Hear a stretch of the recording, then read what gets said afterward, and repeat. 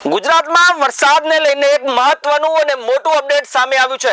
રાજ્યમાં આજથી 7 દિવસ હળવાથી મધ્યમ વરસાદની આગાહી કરવામાં આવી છે અને આ સમાચાર એટલા માટે મહત્વના છે કેમ કે આ વરસાદી સિસ્ટમ સૌરાષ્ટ્ર અને કચ્છને વરસાદ આપી શકે છે।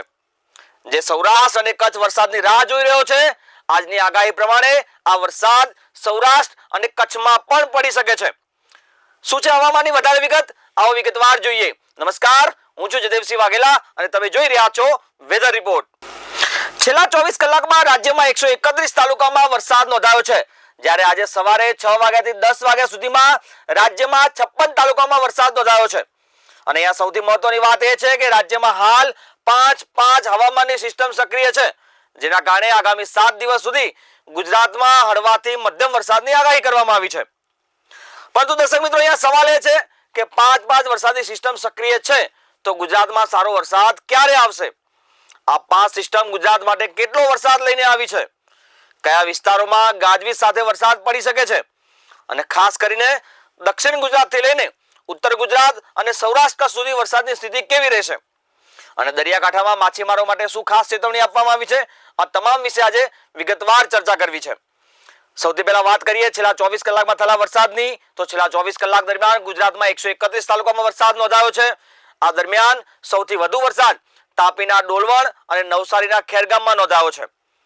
બંને સ્થળોએ આશરે 1.5 ઇંચનો વરસાદ નોંધાયો છે, એટલે કે દક્ષિણ ગુજરાતના આ વિસ્તારોમાં વરસાદી માહોલ સારો રહ્યો છે। હવે વાત કરીએ આજના સવારની, તો આજે સવારે 6 વાગ્યાથી 10 વાગ્યા સુધીમાં માત્ર 4 કલાકમાં રાજ્યમાં 56 તાલુકામાં વરસાદ નોંધાયો છે। અને આ 4 કલાકમાં સૌથી વધુ વરસાદ સુરતના બારડોલીમાં 1/2 ઇંચનો વરસાદ નોંધાયો છે, એટલે કે વરસાદની સિસ્ટમ હાલ સક્રિય છે અને અલગ અલગ વિસ્તારોમાં વરસાદી ઝાપટા જોવા મળી રહ્યા છે। અને સૌથી મહત્વની વાત, અત્યારે આખરે આ સિઝનમાં ગુજરાતમાં અત્યાર સુધી કેટલો વરસાદ થયો છે? સમગ્ર ગુજરાતની વાત કરીએ તો અત્યાર સુધી 506.5 મીમી જેટલો વરસાદ નોંધાઈ ચૂક્યો છે, જ્યારે સામાન્ય રીતે આ સમયગાળા દરમિયાન 500.7 મીમી જેટલો વરસાદ થવો જોઈએ, એટલે કે સમગ્ર રાજ્યમાં લગભગ સામાન્ય સ્થિતિમાં વરસાદ નોંધાયો છે। પરંતુ દર્શક મિત્રો, વાત કરીએ ગુજરાતના અલગ અલગ વિસ્તારોમાં સ્થિતિ એક સરખી કેમ નથી? તો ઉત્તર, મધ્ય અને દક્ષિણ ગુજરાતના પ્રદેશોમાં અત્યાર સુધી સામાન્ય કરતા 19% વધુ વરસાદ નોંધાયો છે, જ્યારે બીજી બાજુ સૌરાષ્ટ્ર અને કચ્છમાં સામાન્ય કરતા 25% ઓછો વરસાદ નોંધાયો છે। એટલે એક તરફ ગુજરાતમાં અનેક પ્રદેશોમાં વરસાદ સામાન્ય કરતા વધુ છે, તો બીજી તરફ સૌરાષ્ટ્ર અને કચ્છમાં હજુ પણ વરસાદની ઘટનો સામનો કરી રહ્યું છે। અને આ જ કારણે આગામી દિવસોમાં વરસાદમાં કયા વિસ્તારમાં વધુ થાય છે તેના પર ખેડૂતો અને સામાન્ય લોકોની નજર રહેવાની છે। હવે દર્શક મિત્રો, વાત કરીએ વરસાદની સાથે સાથે તાપમાનની, તો 16 ઓગસ્ટે ગુજરાતના મોટાભાગના શહેરોમાં તાપમાનમાં ઘટાડો જોવા મળ્યો। 15 ઓગસ્ટે અમદાવાદમાં લઘુત્તમ મહત્તમ તાપમાન 33.7 ડિગ્રી સેલ્સિયસ નોંધાયું હતું, પરંતુ 16 ઓગસ્ટે અમદાવાદમાં તાપમાનમાં 1.8 ડિગ્રીનો ઘટાડો નોંધાયો અને તાપમાન ઘટીને 31.9 ડિગ્રી નોંધાયું। એટલે અમદાવાદના તાપમાનમાં નોંધપાત્ર ઘટાડો જોવા મળ્યો છે। બીજી તરફ ગાંધીનગરની વાત કરીએ તો ગાંધીનગરમાં તાપમાન વધ્યું છે। ગાંધીનગરમાં 1.4 ડિગ્રી જેટલો વધારો થયો અને તાપમાન 31.4 માંથી વધીને 32.8 ડિગ્રી નોંધાયું। હવે સૌથી ગરમ શહેરની વાત કરીએ તો કંડલા પોર્ટમાં 33.4 ડિગ્રી જેટલું તાપમાન નોંધાયું। આ સાથે 16 ઓગસ્ટે કંડલા રાજ્યનું સૌથી ગરમ શહેર પણ નોંધાયું રહ્યું। સુરનગરમાં પણ તાપમાનમાં ઘટાડો થયો છે, અહીંયા 0.9 ડિગ્રીનો ઘટાડો નોંધાયો, તાપમાન 33.5 થી ઘટીને 32.6 ડિગ્રી થયું। ભાવનગરમાં 1 ડિગ્રીનો ઘટાડો થયો અને તાપમાન 32.2 થી માંડીને 32.2 જેટલું નોંધાયું।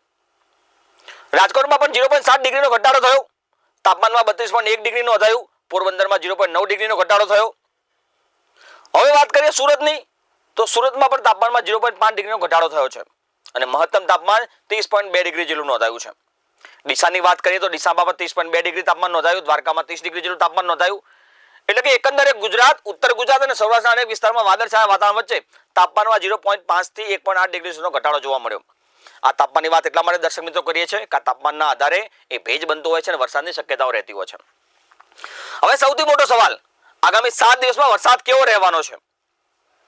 હવે આવી આજની સૌથી મહત્વની અપડેટ પર હવામાન વિભાગના જણાવ્યા અનુસાર ગુજરાતમાં હાલ 5 વરસાદી સિસ્ટમ સક્રિય છે અને આ સિસ્ટમના કારણે આગામી 7 દિવસ સુધી રાજ્યમાં હળવાથી મધ્યમ વરસાદની શક્યતા છે।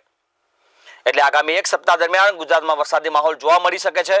ખાસ કરીને દક્ષિણ ગુજરાત અને મધ્યપ્રદેશ તથા રાજસ્થાનને અડીને આવેલા વિસ્તારોમાં ગાજવીજ સાથે વરસાદની શક્યતા વ્યક્ત કરવામાં આવી છે। હવામાન વિભાગના અનુમાન પ્રમાણે દક્ષિણ ગુજરાતમાં વરસાદની શક્યતા રહેશે આ ઉપરાંત રાજસ્થાન અને મધ્યપ્રદેશના અડી આવેલા ગુજરાતના વિસ્તારમાં પણ વરસાદી માહોલ જોવા મળી શકે છે. ખાસ કરીને અરવલ્લી, મહીસાગર, દાહોદ, પંચમહાલ, છોટાઉદેપુર અને નર્મદા જિલ્લામાં ગાજવીજ સાથે વરસાદની શક્યતા છે. આ વિસ્તારોમાં માત્ર વરસાદ જ નહીં પરંતુ વીજળીના કડાકા ભડાકા સાથે વરસાદ પડી શકે છે. હવે એક અત્યંત મહત્વની વાત, ગુજરાતના દરિયાકાંઠે રહેતા લોકો અને ખાસ કરીને માછીમારો માટે હવામાન વિભાગે ચેતવણી આપી છે કે દરિયાકાંઠાના વિસ્તારોમાં પવનની ગતિ 45 થી 55 કિલોમીટર પ્રતિ કલાક સુધી પહોંચી શકે છે.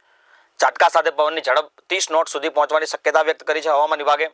આ જ કારણે ઉત્તર ગુજરાત અને દક્ષિણ ગુજરાતના દરિયાકાંઠે માછીમારોને દરિયો ન ખેડવા માટે સૂચના આપવામાં આવી છે.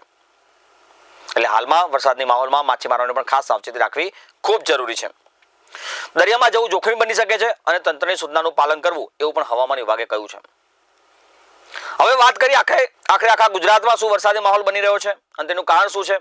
તો હવામાન વિભાગના જણાવ્યા અનુસાર બંગાળની ખાડીમાં 9 લો પ્રેશર એરિયા સર્જાયો છે. આ ઉપરાંત એક સિયર ઝોન સક્રિય છે. રાજસ્થાન તરફથી સેન્ટ્રલ ગુજરાત તરફ ખસેલું સાયક્લોનિક સર્ક્યુલેશન પણ વરસાદી માહોલને અસર કરી રહ્યો છે. આ સાથે દક્ષિણ પશ્ચિમી પવનો અને મોન્સૂન ટ્રફ પણ સક્રિય છે. આ તમામ પરિબળોના કારણે ગુજરાતમાં ભેજનું પ્રમાણ અને વરસાદ માટેની અનુકૂળ સ્થિતિ બની રહી છે. એટલે જ આગામી દિવસોમાં રાજ્યના અલગ અલગ વિસ્તારોમાં વરસાદી ઝાપટા ચાલુ રહેવાની શક્યતા છે. હવામાન વિભાગના અનુમાન પ્રમાણે આગામી 22 ઓગસ્ટ સુધી ગુજરાત, સૌરાષ્ટ્ર અને કચ્છમાં હળવાથી મધ્યમ વરસાદની શક્યતા છે. એટલે માત્ર દક્ષિણ ગુજરાત પૂરતું જ નહીં વરસાદ મર્યાદિત નહીં રહે પરંતુ ગુજરાતના અલગ અલગ વિસ્તારમાં વરસાદી ઝાપટા જોવા મળી શકે છે. જો કે દર્શક મિત્રો તમને એ પણ જણાવી દઈએ કે દરેક જિલ્લામાં એક સરખો વરસાદ પડે તેવી સ્થિતિ નથી. ક્યાંક હળવો વરસાદ તો ક્યાંક મધ્યમ વરસાદ અને સ્થાનિક સ્થિતિ પ્રમાણે ગાજવીજ સાથે વરસાદ જોવા મળી શકે છે. તો ગુજરાત માટેનું દર્શક મિત્રો હાલનું ચિત્ર એકદમ સ્પષ્ટ છે.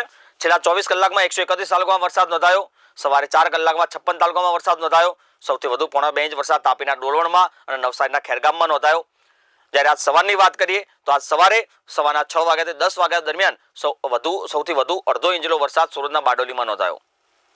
સમગ્ર ગુજરાતની વાત કરીએ તો સમગ્ર ગુજરાતમાં 506.5 મીમી જેટલો વરસાદ નોંધાયો છે, જે સામાન્ય 5.7 મીમી ની સરખામણીએ સામાન્ય થોડો વધારે છે. પરંતુ ગુજરાત પ્રદેશમાં વરસાદ 19% વધુ છે, જ્યારે સૌરાષ્ટ્ર અને કચ્છમાં 25% વરસાદની ઘટ છે. અને આગામી 7 દિવસની વાત કરું તમને શોર્ટમાં તો ગુજરાતમાં હાલ 5 વરસાદી સિસ્ટમ સક્રિય છે. આ જ કારણે આગામી દિવસોમાં આગામી 7 દિવસ સુધી રાજ્યમાં હળવાથી મધ્યમ વરસાદની શક્યતા છે, જેમાં દક્ષિણ ગુજરાત ઉપરાંત રાજસ્થાન અને મધ્યપ્રદેશના અડે આવેલા અરવલ્લી, મહીસાગર, દાહોદ, પંચમહાલ, છોટાઉદેપુર અને નર્મદામાં ગાજવીજ સાથે વરસાદની શક્યતા છે. આ સાથે સૌરાષ્ટ્રની વાત કરીએ તો સૌરાષ્ટ્રના સોનનગરથી લઈને દેવભૂમિ, દ્વારકા, જામનગર તમામ જગ્યાએ 11 તાલુકામાં છૂટો છવાયો હળવાથી મધ્યમ વરસાદી ઝાપટા પડી શકે છે. એટલે આગામી 7 દિવસ ગુજરાતમાં વરસાદી માહોલ યથાવત રહેવાનો છે તેવું હવામાન વિભાગનું માનવું છે. ખાસ કરીને જે સૌરાષ્ટ્રમાં સૌથી ઓછો વરસાદ નોંધાયો છે તે આગામી 7 દિવસ હળવાથી મધ્યમ વરસાદી ઝાપટા પડે તેવી સંપૂર્ણ શક્યતાઓ હવામાન વિભાગ વ્યક્ત કરી રહ્યું છે. દર્શક મિત્રો, એક અતિ મહત્વની વાત, જો તમે વેધર રિપોર્ટ રોજ જોઈ રહ્યા હોય, અમારો વિડીયો યુટ્યુબ પર, ફેસબુક પર જોઈ રહ્યા હોય તો અમારી ચેનલને સબસ્ક્રાઇબ કરી રાખજો. અમે રોજ બરોજ વેધરની અપડેટ લઈને આપની સમક્ષ આવતા રહીએ છીએ. તમારે રોજ અપડેટ રાખવું હોય વેધરમાં ક્યાં વરસાદ પડવાનો છે, કેટલો વરસાદ પડવાનો છે, તમારા વિસ્તારમાં કેવો વરસાદ પડવાનો છે, આ તમામ વિગત માટે વીએલ લાઈવની ચેનલને સબસ્ક્રાઇબ કરી રાખજો.